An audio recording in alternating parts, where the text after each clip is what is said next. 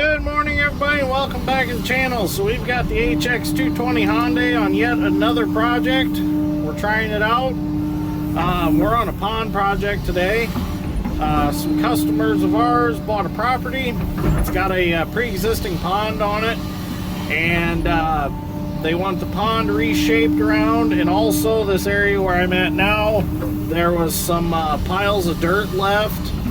Some piles of rocks and random trees, just all kinds of stuff. There's a ATV track over there. You can see Dad's strength's already pushing all the ruts back in on. So what Dad and I are doing right now is we are loading up the random piles of sand that are around the area, and we're hauling them to a designated dump spot over there next to that really big pile of sand. So our customers, they plan on eventually they're going to build a house, and the sand will probably end up hauling up around the house to create kind of a artificial hill around the house, so they have a walkout basement, is the way I understand the plan. So once we're done with these random piles, we're going to grade all this off. They want to have a nice area here to set up their motorhome, and we got some random topsoil piles also that we're going to scatter out where they possibly want to put their motorhome, so they can get some better quality grass growing around that area. The rest of it, they'll just probably plant just a pasture mix or some sort of playground mix. So we'll let Dad get in position. I'll go ahead and get him loaded. You can see the pond over there, all that sand. We're going to move all that, reshape the banks, do it properly.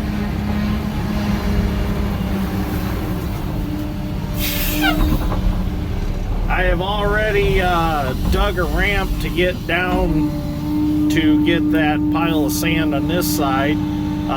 There was a pre-existing ramp, but it was very steep, and it was just too steep to climb with the haul truck. And they also want to be able to drive along the edge of the pond with their motorhome to get back here, because the path to access it is down on that end of the property. The path that we brought in is actually on the neighbor's property, and he was okay with us using it because it was plenty wide, not a lot of tree limbs to take the equipment through. They're eventually going to widen out the other path for the motorhome to come through, and they'll probably end up stoning it so that they don't have to worry about getting stuck in the sand. So the idea is we're going to try to get them, or we're not going to get them grass established. They're going to get grass established that they can drive the motorhome in without getting stuck also. We will get it to the point where they can get grass growing, but we don't plant grass. I mean, I guess the nature of the channel, I suppose you've all seen that we'll do just about anything. So if they did ask us to plant grass, we would probably make it happen. Oh, I mean, I guess I don't rule anything out, but I don't go looking to plant grass, you know what I mean? So I'm gonna get some video throughout the job here. I've got the monitor reset on the 220. Dirt Perfect walked me through that, showed me how to do it, reset it to show fuel consumption. So we'll see what our fuel burn rate is. Now I'm sure fuel rate, I'm sure Dirt Perfect runs a high quality fuel in his equipment, so a premium fuel of course is going to burn better and make more power and less fuel consumption than a number 2 diesel fuel will. You know, the premium diesel fuel has a higher cetane value, has the higher lubricity in it, and it's a cleaner fuel. The number 2 is lower cetane, doesn't have that quick ignition to it like the higher cetane value premium does, so that's gonna of course cause more fuel consumption. So but being I'm sure Dirt Perfect with his background, I'm sure he runs a premium fuel like we do also. I'm sure that we'll probably be pretty close. And the last time I looked, this excavator, when it came to me, it had like a 3.2 gallon to the hour burn rate on it. So I'm like, I was pretty impressed with that. You know, that's, for the size of the machine, that seems to be pretty good. So anyways, we'll get some video throughout the project. It's probably going to take us probably 2.5 days to complete this one. So I did have the drone out. I took before and after videos, so you'll be able to see before and after from the sky. But with the high winds today, it wasn't too happy with it. So let's see what we get into on this one. Well, we got our random pile of sand cleaned up. Now I'm going to move on to working on cleaning some of these rocks up. Get these little trees out of the rocks here. Let's see what we got going on. This is where it'd be nice to have a hydraulic thumb. And I actually talked to Dave from Harding's Heavy Equipment yesterday, and he brought me out, brought Dad and I the sheets, some spreadsheets on the features on these excavators, the 210, the 220, and had some prices on them. So the prices had hydraulic thumbs figured into them. So if we do purchase one, we're going to get a hydraulic thumb, or I'm looking into like a crypto claw, which is the claws that are actually, they stay on the bucket, and or just a grapple with a stiff link. But I'm kind of leaning towards the thumb, so it's there. So like when I'm digging ditch, I have a smooth edge ditch bucket on. If there's a tree or something in the ditch, I can swing the thumb down and grab that tree and get it out of the way, instead of trying to play that balancing act on the smooth edge ditch bucket. So we're thinking, looking at different options, let's put it that way. I'm really leaning towards that hydraulic thumb. I really like that work brow thumb that Dirt Perfect's got on the 210, the progressive link thumb. So I think I'm going to go that route. A thumb is about $10,000 if we install it ourselves. So kind of give you an idea what these attachments cost. I believe this bucket right here, this 54-inch digging bucket, is spec'd out at like 10 or 9,000 for the bucket. So when you buy an excavator, you don't really get a bucket. You got to buy that separate. Oops. Sorry, Moxie haul truck. It's a little abusive there. Let's see what else we got in here in the bushes. Some bigger rocks we'll grab. And you know what? Just because I put a thumb on it doesn't mean that I still can't have grapples. I'll just run a clearing rake with the thumb and it'll act like grapples. So there's an option there too. I don't necessarily want demolition grapples. I want like a 3/4 brush grapple like I run now on the 200. Demolition grapples are just too closed up. They don't allow the dirt to fall out of them, and they don't have the narrow tines. They're a wider, like a 6-inch wide tine. They're made for demolition, and they're made for scrap handling. So I like more of a brush grapple for land clearing.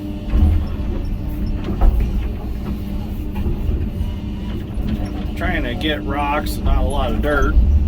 Might have to bring my dump over grizzly screen that I built in the Bobcat and sort some of these. There's a lot of little rocks that I know they wanted to save them for like landscaping and things like that.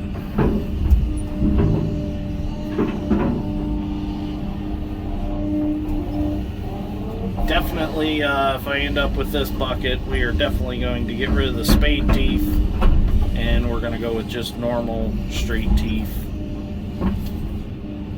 like I run on the other buckets. Yeah, we'll just take a little dirt, no big deal. Get that tree out of there. We don't want that tree though. A little dirt isn't going to hurt anything.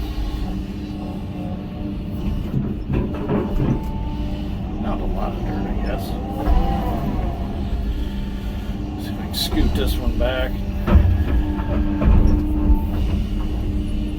Sometimes what I do is I'll make a hole and load the rocks out of the hole, sweep the rocks off in the hole. That gives me something to pull against to get the rocks to slide in the bucket. Okay, I don't want to burn the whole video up on loading rocks, but you got kind of an idea what we're doing here.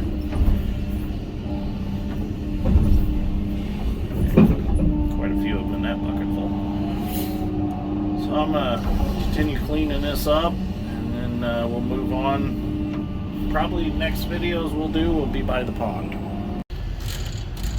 Well, we got back from lunch, went to the old KFC, got some fried chicken.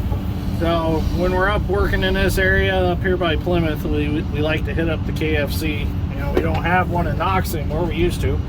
But anyways, that was back when I was a little kid. Anyways, the way I would have done this is if I dug out of this pond, I would have piled this dirt more in the center here instead of throwing it up in the woods like they did. I mean, it's all right the way they did it, but it made it harder for loading it out to get rid of it. If it was more in the center, I could have topped the top of it and run the excavator right down the top and kept backing the truck up to the back of the excavator. But it's all right, I'm getting it. Just have to pull it down and then, you know, kind of work it around so I can get a bucket full, and I don't want to pull it down against the tracks of the excavator. So as I go, I gotta just keep working it down slowly and tapering that down out of the woods like so. I'm trying to bring it down just like that, and then I get a bucket without bringing it too close to the machine so it's not sliding down in the rails of the track. So anyways, I was looking through everything on the prices on the 210 and 220, and what really impresses me about Hyundai is their warranties. They got a 10,000 hour structural warranty on these machines. So if the boom cracks, stick cracks, track frame cracks, anything breaks on the machine frame wise, it's covered under that 10,000 hour structural warranty. Now these Hyundai excavators are actually made in the Hyundai shipyards. They are supposedly a little bit higher grade of steel than most excavators because it's the same steel that they use in their shipbuilding. And I guess by nautical requirements for being ships, they have to use a little higher grade of steel. But I thought that was kind of interesting. Hyundai also produces their own swing motor, hydraulic pumps, and track motors, and some of their other hydraulic components, and they're actually manufactured with extremely tight tolerances. They're actually very precise when they're made, so I thought that was also interesting. The other warranty was the 5,000 hour powertrain warranty. So pump issue, track motor issue, swing motor issue, all covered by Hyundai. So basically they come out and fix it, no questions asked.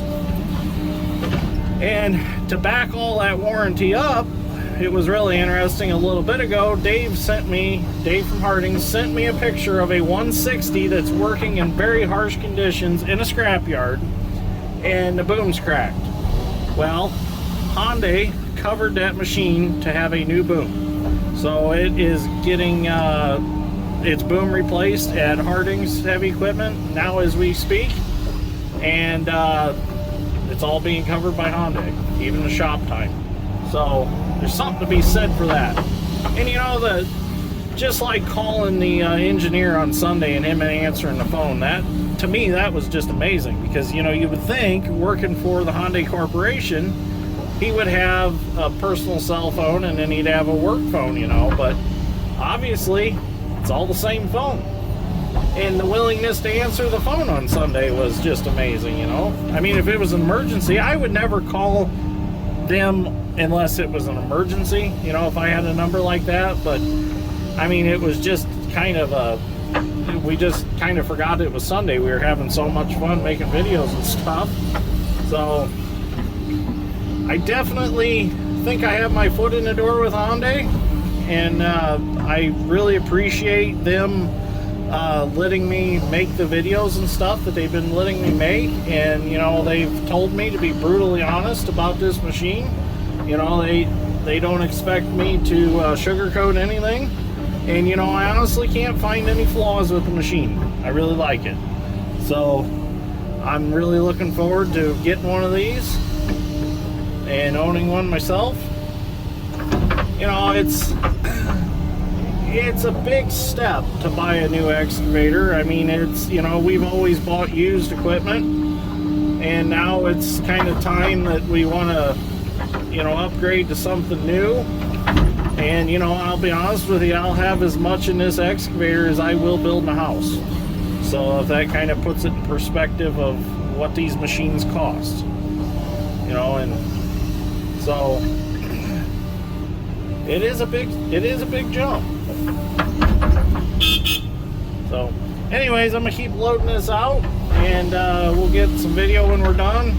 We'll definitely have Dad's strength come down here with the dozer and grade everything off, and I'm gonna go back along once I get all this dirt out of the way so I can sit where I want to comfortably, because I'm pretty, as you can see, I'm pretty close to the pond right now. I mean, I don't have much room over there. Then I'll come back and I'll finish grade that all really nicely, but I want to get the bulk of the material out of the way first. Just make it a little bit easier. So I'll get some video later on. So I was loading the truck, and I happened to look down at the ground, and I seen something shiny under the rear axle of the truck, and I'm wondering what it was. I'm like, is that chrome socket or something? Well, I'll show you what it is. I dipped it up here so I can get it. It's a spoon. I don't know where that came from, but definitely a spoon laying out here in the sand. Kind of funny. Oh, the weird stuff I find once in a while. Alright, I better get me a bucket full so Dad's not waiting on me. Okay, so we're on day 2 of this pond project now. We've got all the sand cleaned up on that side of the pond, and now we've come back to our rock pile situation that we have here. I've got the T300 Bobcat with a skeleton bucket on it. Dad's in the 220 Hyundai now. He's going to come over here and get this tree out of my way for me, and scoop up some of the bigger rocks, and we're going to put them in the haul truck. So what I've been doing is I've been taking the skeleton bucket and I've been sorting through the piles. Now the problem is there's so much organic material mixed in these piles. There's all kinds of tree roots because there was trees growing in them. You can see I made a pile of trees over there. So I can't get it just 100% rocks. So it's gonna have some tree roots in it. Skeleton bucket does a really good job of getting dirt out, but you're still gonna get some tree roots and things like that in it, which is fine. It'll rot in the rock pile. So I'm gonna set the camera up, I'll get back in the T300, and I'll show you how the skeleton bucket works, and we'll get this mess cleaned up.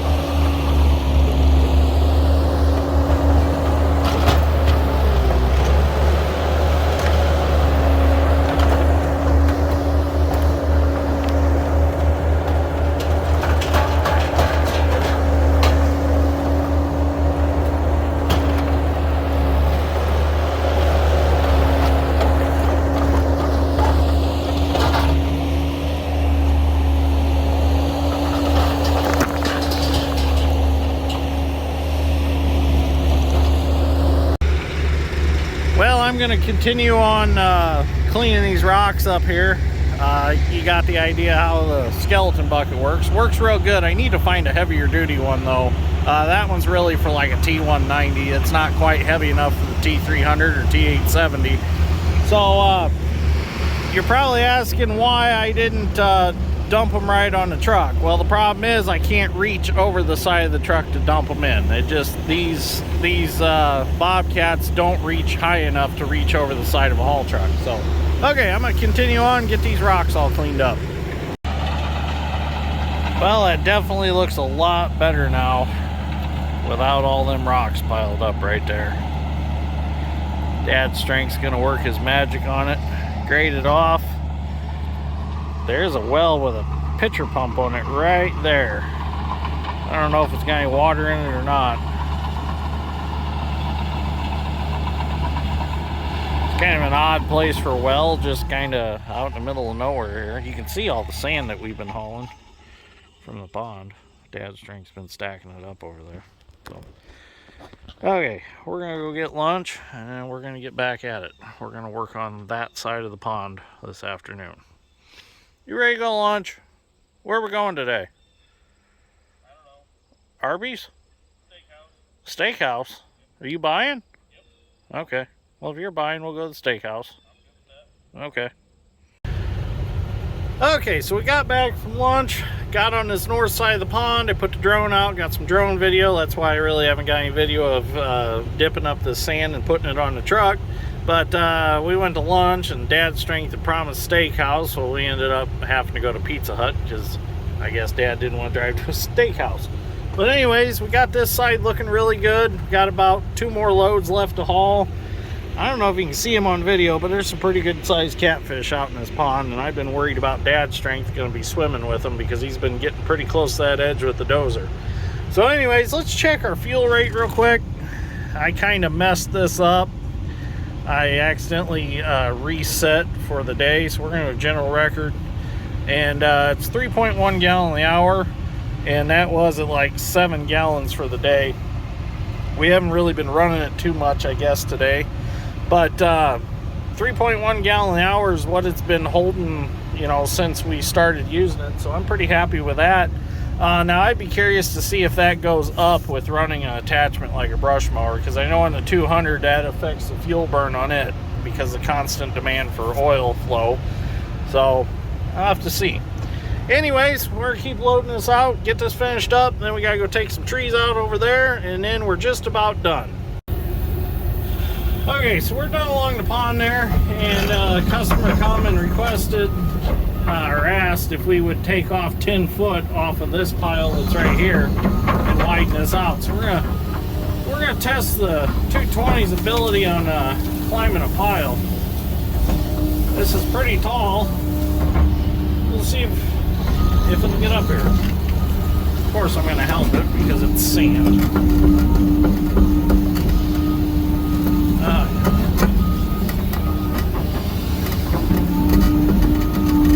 Such dry, sugary sand.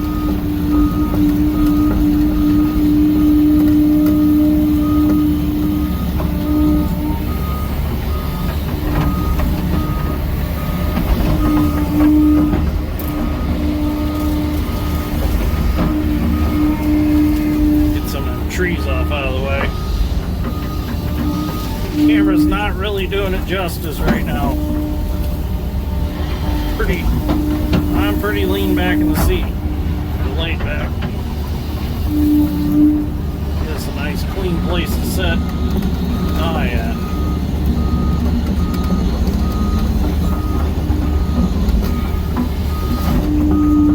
Climbed right up there. They do have travel power, I will give them that. That was some pretty sifty, dry sand to be climbing up. And it got up here. Rid of these trees. See what's going on here. Not getting my counterweight. Oh yeah, there we go. Now I can just sit up here and load Dad. I like to load from on top of a pile. definitely makes things a lot easier. Back in right there until I can get them trees out.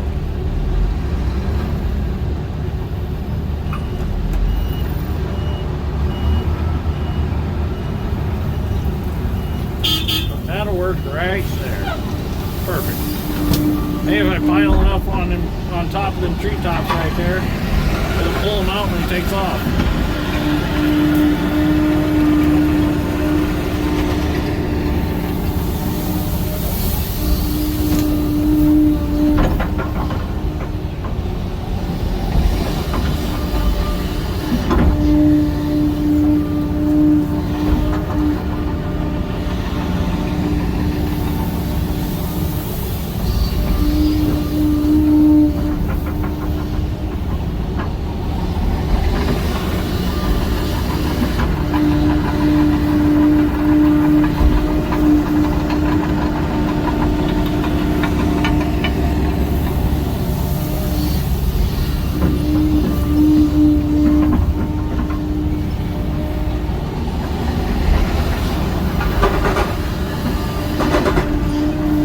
Dad's strength finish scraping that off because there wasn't much room to swing, and I didn't want to swing the counterweight through all them trees. The customer really didn't want to take very many trees out. They kind of left them for privacy, which I don't blame them.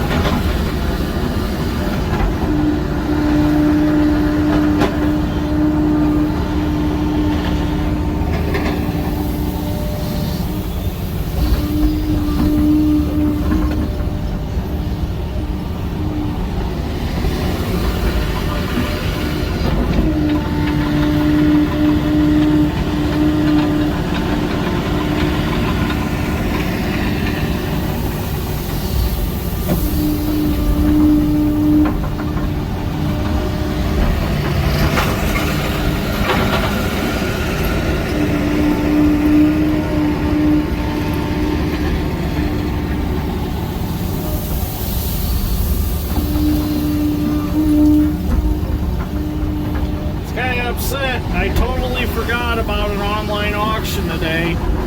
There's a John Deere 690B excavator on there. I could have bought it for $6,300. I just totally forgot about the auction. Well, I guess I shouldn't say I could have bought it for $6,300, because if there was somebody bidding on it, it means somebody wanted it.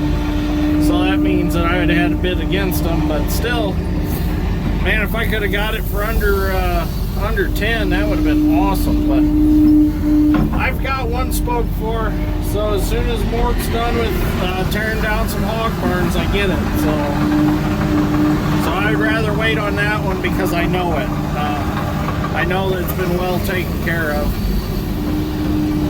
So I'm willing to wait on it. Okay, we're gonna finish this, and then we'll get those trees out, and then all we got left is scattering out some topsoil. Well, we're all finished up here. Everything turned out great. We got a nice area here for the motorhome to set. They can get some grass established here. Dad's strength's got the sledding hill and slash stockpile of sand all graded off so the kids can slide down in the wintertime. We are going to come back next spring when they start doing their plans for building a house, and we are going to shave off another 50 foot of that woods, and we're going to taper that bank out, and a lot of that dirt will go up to the house project to build up for the walkout basement. So we figured instead of handling the dirt twice, we'll just wait, we'll load it straight from there on haul truck, haul it up to the house. This side all turned out real nice. Got that opened up so they can get through there and not be so close to the water's edge. We got a nice beach area here for the kids to go up and down to play in. And then we're also, next time we're here, we're going to dig out that end of the pond. We're going to fill a pothole behind the woods and make a nice place there for the kids to play. So they've got a lot of usable space now. They can get some pasture mix growing out here, and they talk like they might end up eventually mowing this for hay. So the next step here is they're going to get somebody to come in and spread lime to get rid of what cactuses were growing and the sandburs. A lot of sandburs out here, a lot of cactus out here, so that'll kill those off. So they said to leave that pile of brush there, they'll burn it. These piles here are also going to be candidates to go up to the new house project, so we're not going to mess with them right now, which worked out great because the haul truck threw a fan blade off the fan, and we're in the process of trying to find an engine fan for it. Them Scania engines are kind of tough to find parts for around here, so I do have an email into a gentleman that does part them out, so hopefully he'll get back to me pretty soon and we'll see if we can get a fan. So the HX220, another job well done with it. This thing is fantastic. I love it. I will own one of these. Definitely enjoy running it. I checked the fuel consumption here at the end, and we're at that 3.2 number. 3.1 to 3.2. I'm tickled with that. I'm happy with that.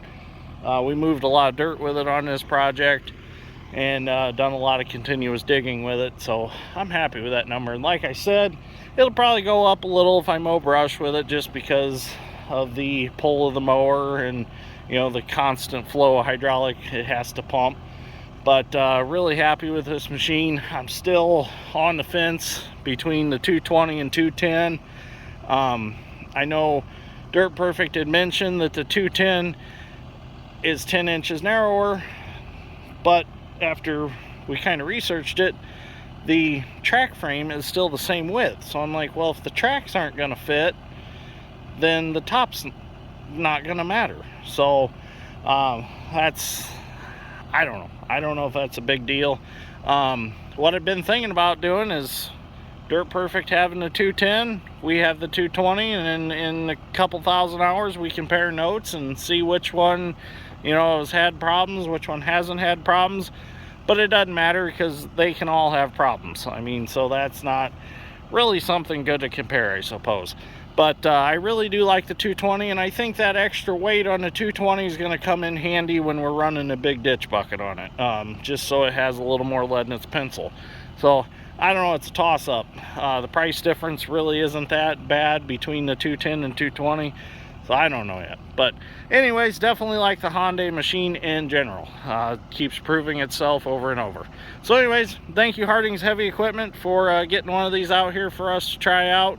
And thank you Dave from Harding's Heavy Equipment for setting it all up.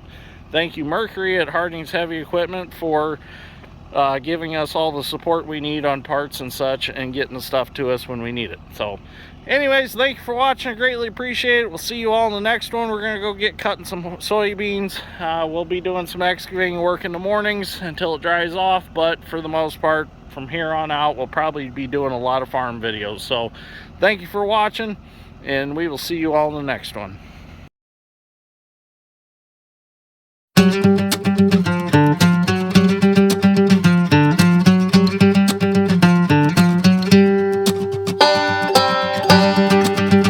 Artlist.io.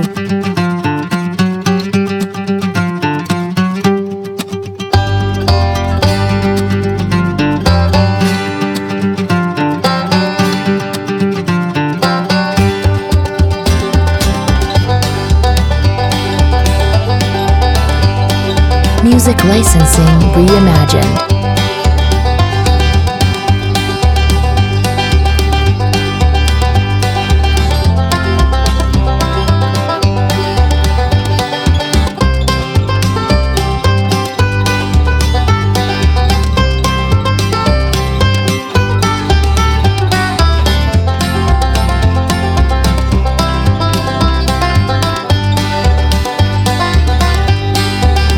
Artlist.io.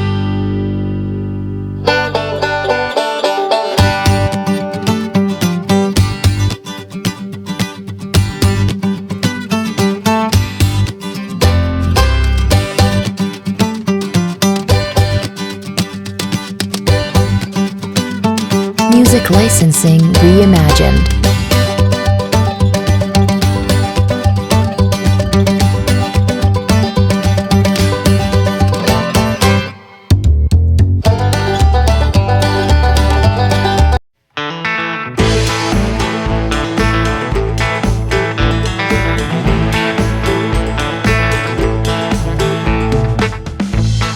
Artlist.io.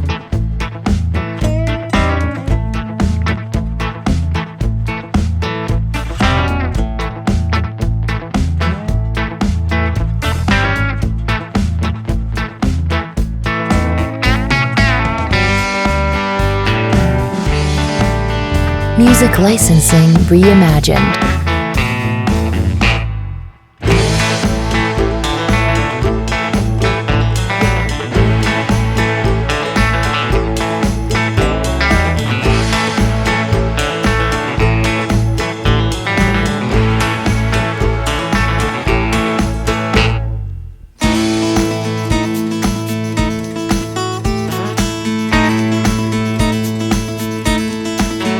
Artlist.io.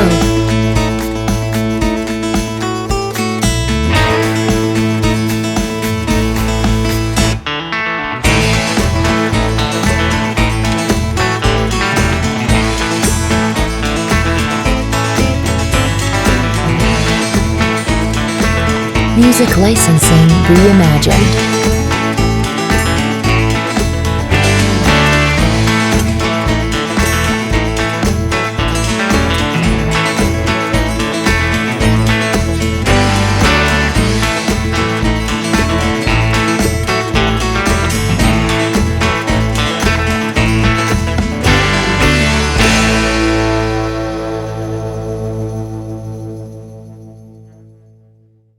Artlist.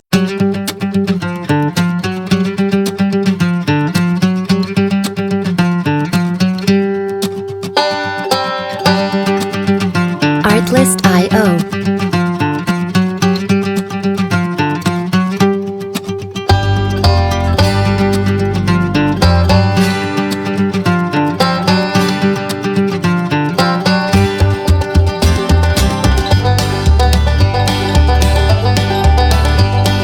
Music licensing reimagined.